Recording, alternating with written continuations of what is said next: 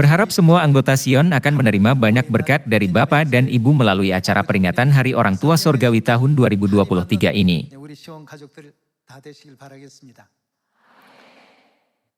Di Korea, bulan Mei disebut sebagai bulan keluarga.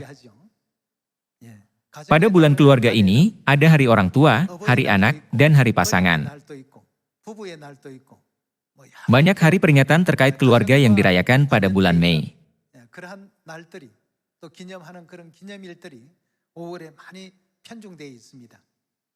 Di antaranya, ada Hari Orang Tua Sorgawi. Semua anggota Sion di seluruh dunia tidak boleh melupakan hari ini.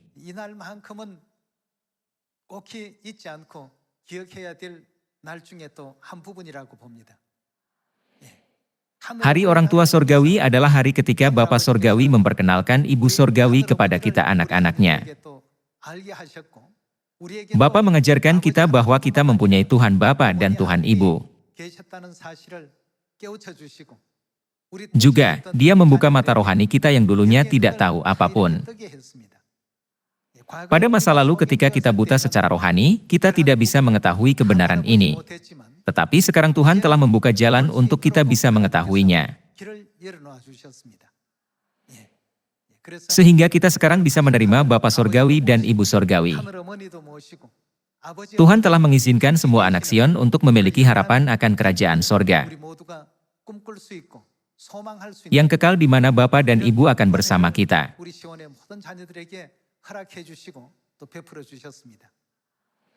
Pada bulan Mei, bulan keluarga, mari kita memikirkan tentang hubungan antara orang tua dan anak. Apakah anak-anak bisa ada tanpa orang tua? Itu tidak bisa. Itulah sebabnya Kristus mengajari kita 2000 tahun yang lalu bahwa kita memiliki Bapa di sorga. Juga, di dalam Alkitab yang ditulis oleh Roh Kudus, tercatat, tetapi Yerusalem Sorgawi adalah perempuan yang merdeka, dan ialah ibu kita. Bapa Sorgawi datang ke bumi ini dan memberitahukan kebenaran Ibu Sorgawi yang telah tersembunyi dalam kegelapan.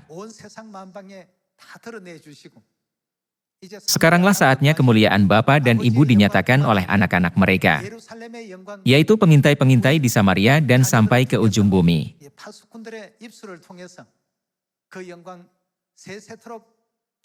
Dengan demikian, Bapa juga telah mengajari kita untuk menyatakan kemuliaan Yerusalem siang dan malam. Jadi, hubungan antara Tuhan dan kita, yaitu hubungan orang tua dan anak-anak, itu sangat penting. Jika hubungan itu tidak ditegakkan, kita tidak bisa menerima keselamatan. Kita bisa memahami pentingnya ini ketika kita membaca Yohanes pasal 13 ayat 1.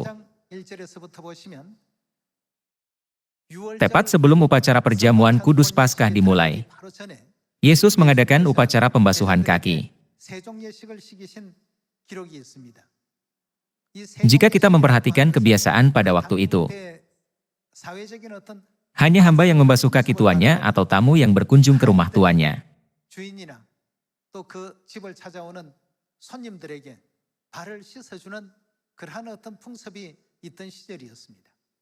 Perbuatan ini seharusnya dilakukan oleh hamba. Namun, Yesus sendiri membasuh kaki murid-muridnya. Maka Petrus sangat terkejut. Dia tidak mengerti makna rohani yang ada di dalam perbuatan itu. Dari sudut pandang manusia, tidak mudah untuk memahami apa yang dilakukan Yesus. Sebenarnya murid-muridnya yang harus membasuh kakinya. Itulah sebabnya, Petrus tidak bisa menerima bahwa Tuhan yang adalah guru seluruh umat manusia, membasuh kaki orang-orang berdosa.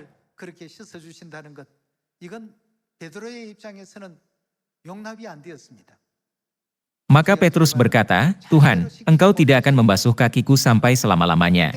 Namun, Yesus memberikan suatu perkataan yang sangat serius dan penting. "Jikalau aku tidak membasuh engkau, apa yang akan terjadi pada Petrus? Engkau tidak mendapat bagian dalam aku." Hubungan antara Tuhan dan kita merupakan hubungan orang tua dan anak-anak. Namun, Tuhan berkata, "Jikalau aku tidak membasuh engkau, engkau tidak mendapat bagian dalam aku." Karena itu, Petrus terkejut. Petrus tahu betul bahwa jika dia tidak memiliki hubungan dengan Tuhan, dia akan dijatuhi hukuman kekal di neraka. Oleh karena itu, Petrus berkata kepada Yesus, "Tuhan, kalau begitu, jangan hanya kakiku saja, tetapi juga tangan dan kepalaku." Petrus benar-benar orang yang bersifat penuh semangat. Apapun keputusan yang diambilnya, dia melakukannya dengan sepenuh hati. Pada awalnya, dia berkata, "Engkau tidak akan membasuh kakiku." Namun, ketika Yesus berkata, "Kalau begitu, kamu tidak mendapat bagian dalam aku," dia meminta Yesus untuk membasuhnya dari kepala sampai kaki. Sungguh, kita bisa memahami bahwa Petrus memiliki kasih yang besar kepada Tuhan dan harapan keselamatan, bukan? Kemudian, pikirkan tentang hubungan kita dengan Tuhan Bapa. Itu sudah diketahui dunia sehingga orang yang percaya kepada Tuhan memanggilnya sebagai Bapa. Namun demikian, apakah kita bisa diselamatkan hanya oleh hubungan itu saja? Tidak bisa. Bukankah Tuhan mengajari kita tentang ajaran ini melalui sejarah keluarga Abraham?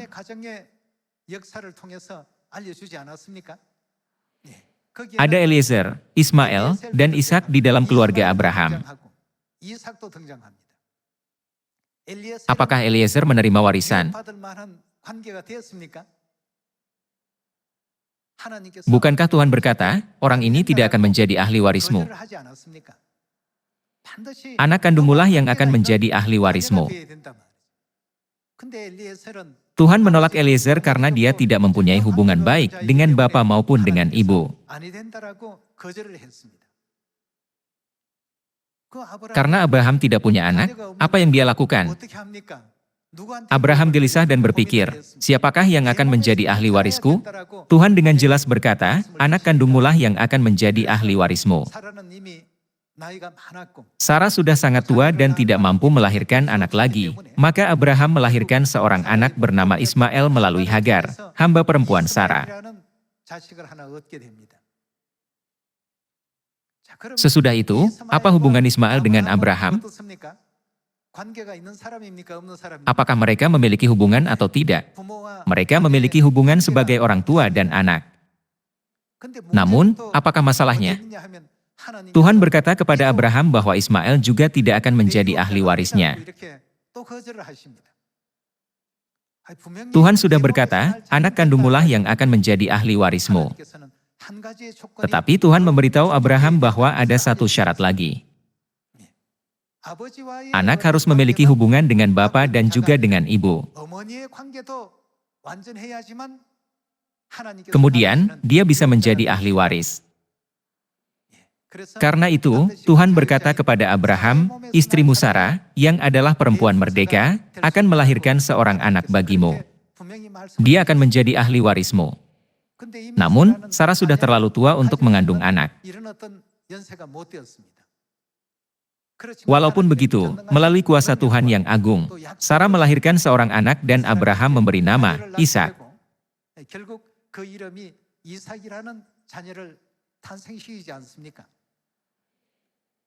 Pada akhirnya, Ishak dipilih sebagai orang yang menerima semua warisan Abraham. Di dalam Galatia pasal 4, apa yang dikatakan tentang hubungan kita dengan Tuhan Bapa dan Tuhan Ibu?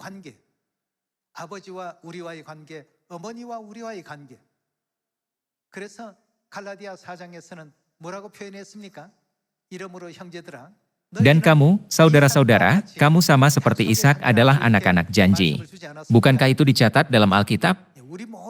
Tuhan telah menetapkan kita sebagai anak-anak janji. Kita adalah anak-anak Tuhan Bapa dan Tuhan Ibu. Bukankah kita diakui sebagai anak-anak janji yang percaya kepada Tuhan Bapa dan Tuhan Ibu? Ketika Yesus berkata kepada Petrus, "Kamu tidak mendapat bagian dalam aku." Petrus sangat terkejut. Bagaimana jika Tuhan juga berkata kepada kita, "Kamu tidak mendapat bagian dalam Aku"? Semua harapan kita akan berakhir. Kita tidak bisa mengharapkan pengampunan dosa, keselamatan, dan bahkan kerajaan sorga. Namun, Bapa kita adalah Tuhan yang merdeka, dan Ibu kita adalah Tuhan yang merdeka juga. Ketika kita menjadi anak-anak Tuhan Bapa dan Tuhan Ibu, kita bisa mengharapkan sorga dan keselamatan, bukan?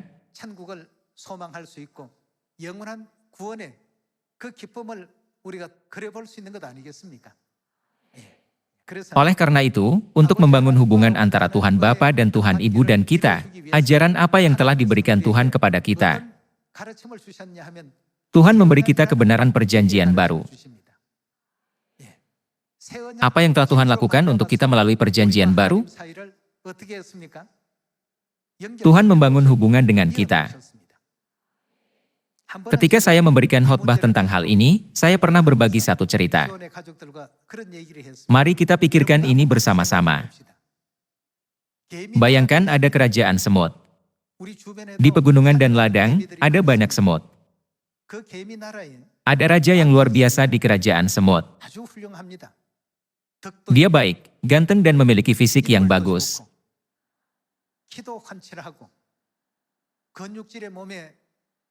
Di dunia semut, dia layak disebut semut yang terbaik di antara semut-semut yang terbaik.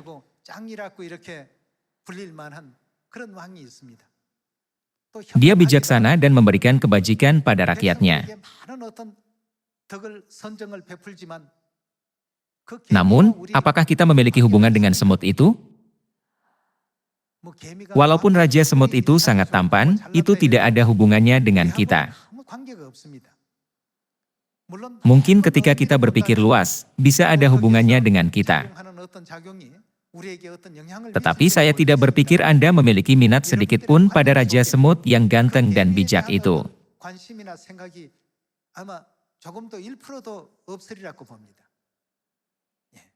Meskipun perang pecah di dunia semut, itu tidak ada hubungannya dengan kita. Bukankah ini yang kita rasakan?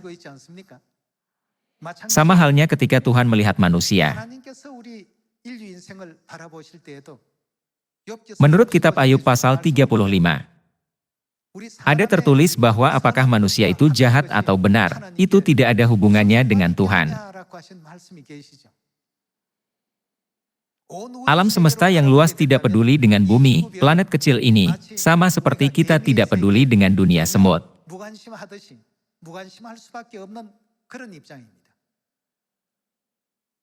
Namun, Tuhan kasihan dengan planet kecil ini.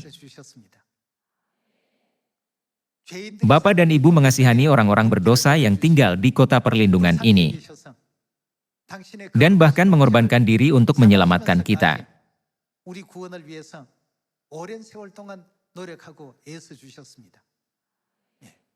Juga, apa yang dilakukan Tuhan terhadap hubungan kita dengan Dia? Tuhan membuat kita mendapat bagian dalam Dia. Dia menciptakan hubungan antara Dia dan kita. Hubungan seperti apakah itu? Tuhan berkata, "Aku akan menjadi Bapamu, dan kamu akan menjadi anak-anakku laki-laki dan anak-anakku perempuan." Bukankah ini tertulis dalam kitab 2 Korintus pasal 6 ayat 18? Melalui hubungan ini, pengampunan dosa, keselamatan, hidup yang kekal, dan kerajaan sorga menjadi nyata.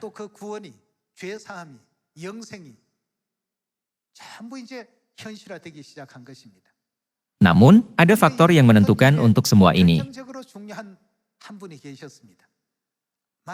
Dalam sejarah keluarga Abraham, Abraham tidak memiliki anak, maka dia ingin Eliezer menjadi ahli warisnya. Namun, Tuhan berkata, orang ini tidak akan menjadi ahli warismu.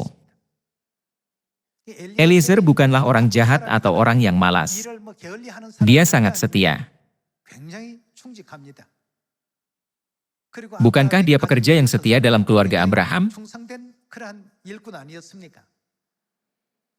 Namun, apa kehendak Tuhan? Eliezer tidak mempunyai hubungan dengan bapak atau ibu dalam keluarga itu. Hari ini, jika kita melihat sejarah keluarga Abraham, kita bisa memahami mengapa kita harus pergi kepada Tuhan Elohim, yaitu Tuhan Bapa dan Tuhan Ibu. Mengapa Eliezer tidak bisa menjadi ahli waris Abraham? Dia tidak memiliki hubungan dengan ayah atau ibu di dalam keluarga itu.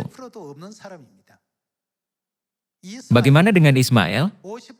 Dia memiliki 50% dari hubungan itu. Dia memiliki hubungan di pihak bapa, tetapi bukankah ibunya seorang hamba? Bukan perempuan yang merdeka? Namun, bagi Ishak, bapa dan ibunya orang yang merdeka.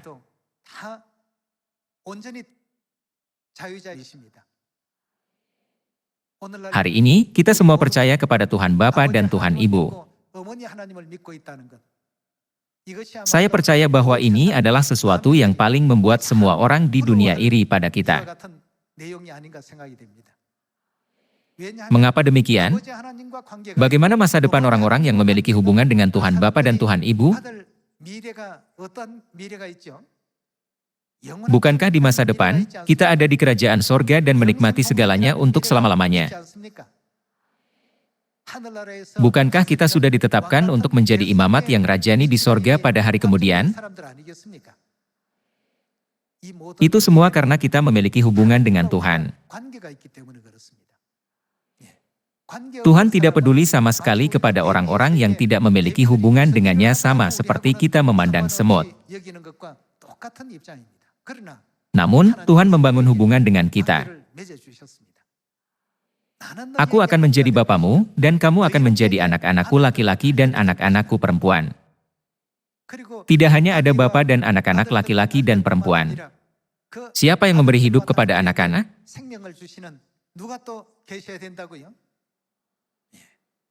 Oleh karena itu, di dunia Tuhan, benar-benar ada bapa dan ibu.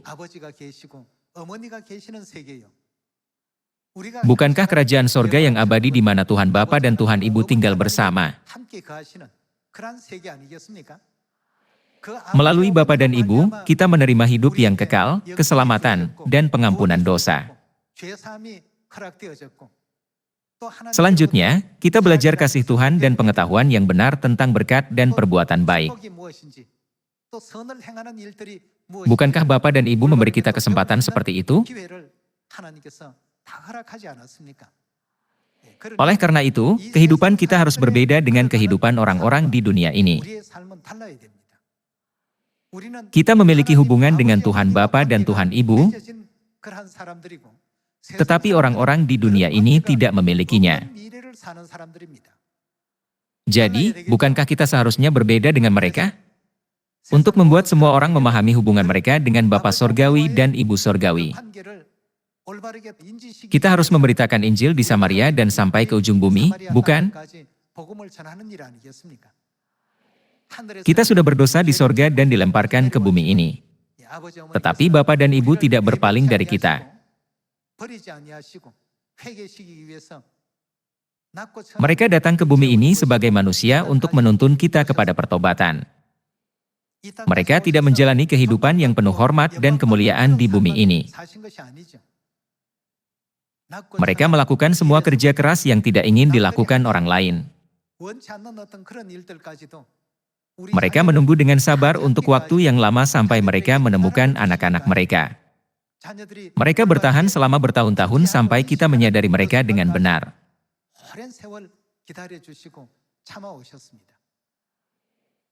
Oleh karena itu, kita tidak boleh hidup seperti orang-orang di dunia ini.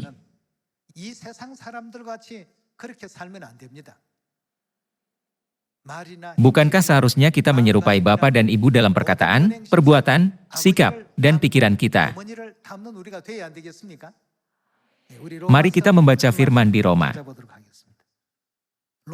Roma pasal 15 ayat 4 kita baca.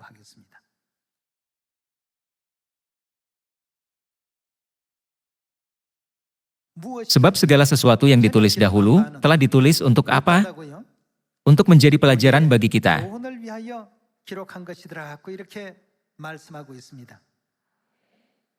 Pikirkan tentang keluarga Abraham. Bagaimana jika Ishak tidak memiliki hubungan yang benar dengan bapa dan ibunya?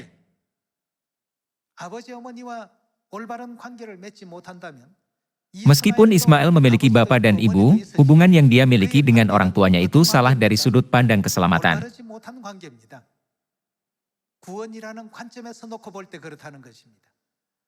Tuhan ingin semua umat manusia mempunyai iman terhadap Bapa Sorgawi dan Ibu Sorgawi, sehingga mereka semua bisa menerima warisan mereka. Oleh karena itu, bukankah kita seharusnya memberitakan kebenaran ini di Samaria dan sampai ke ujung bumi? Kita harus memahami dengan benar pelajaran dari sejarah keluarga Abraham.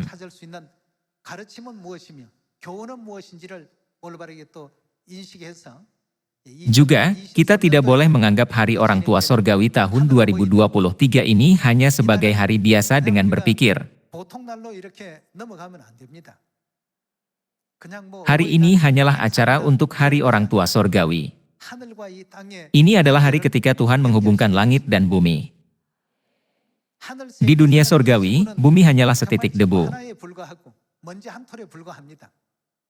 Jika Tuhan tidak peduli dengan kita, umat manusia tidak akan berarti apa-apa. Namun, Tuhan mengasihani kita dan membangun hubungan dengan kita sehingga kita bisa mendapat bagian di dalamnya.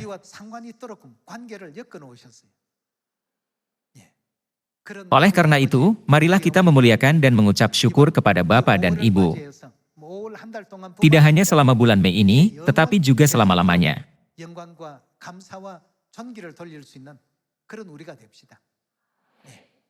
Bapa kami yang ada di sorga, Ibu Sorgawi kita yang memimpin anak-anaknya di bumi ini. Terima kasih, Bapa dan Ibu. Kami mengasihi Engkau. Terimalah pujian yang kekal untuk selama-lamanya. Hati anak-anak harus dipenuhi dengan kata-kata seperti itu. Marilah kita selalu memuliakan dan berterima kasih kepada Bapa dan Ibu. Jika Tuhan berkata, kamu tidak mendapat bagian dalam aku, semuanya akan menjadi tidak berarti. Namun, Bapa dan Ibu menerima kita sebagai anak laki-laki dan anak perempuan mereka, dan mempersiapkan posisi sebagai imamat yang rajani di sorga bagi kita. Saya berharap kita semua akan menjalankan perlombaan ini dengan tekun sambil memikirkan kerajaan sorga yang sudah sangat dekat. Mari kita selalu memuliakan dan berterima kasih kepada Bapa dan Ibu karena menjadikan kita anak-anak mereka. Saya menutup khotbah ini. Terima kasih. Tuhan memberkati.